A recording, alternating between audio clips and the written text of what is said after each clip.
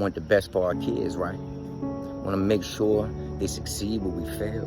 We want to make sure they don't fall into the same traps. We want to make sure they don't get hurt. So we stay on them. We guide them. We try to teach them.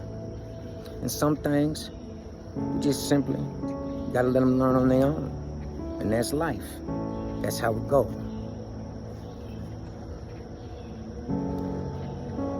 And if we could, if we won't hear, me personally, I would leave a guide for my kids to have so that they can have something to ensure they succeed in life. Has our Father not done that for us? I ain't talking about daddy at home. I'm talking about our Father. Has he not done that for us? Has he not left us a book to help us navigate through this life that seems to be so difficult, that seems to be so tricky, and you just can't figure out because it's always something different, always something new? Wish I'd have known this growing up. Wish I'd have known this when I was a kid, how important that book is. I'll give y'all an example of something. 10 Commandments. 10 Commandments weren't meant to be kept. Y'all said it. They weren't meant to be kept. No one has ever kept the 10 Commandments outside of one man, and that's Jesus. One man. But here's the thing. When I say they weren't meant to be kept, that don't mean that they was meant to be broken either. The commandments were meant for us to know sin, for us to understand sin.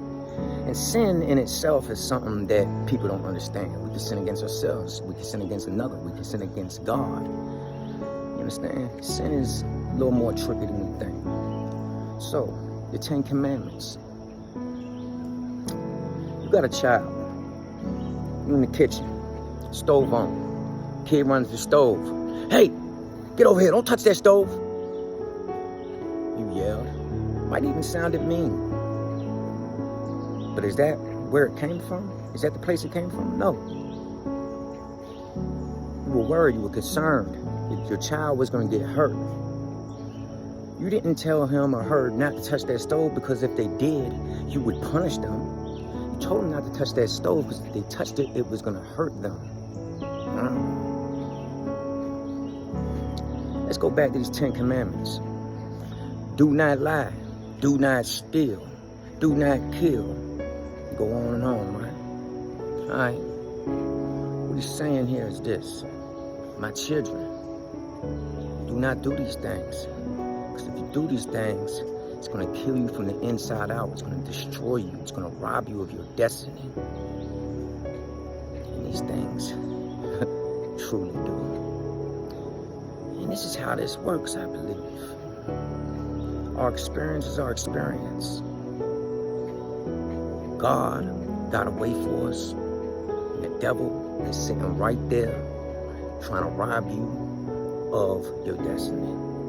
He's trying to make you make wrong choices, influence you in bad ways to make you do these things because as it happened with Balaam and Israel, he tried to curse him. Couldn't curse Israel because Israel was covered, blessed, and protected by God. But he tricked him into sin. When he tricked him into sin, he was able to run rampant in his life. That's what's happening to all of us.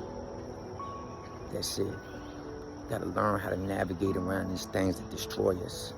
It's destroying us because we opening up windows for the enemy to operate in our lives. Little jewel for this morning, man. Y'all have a good day. Mighty men of God.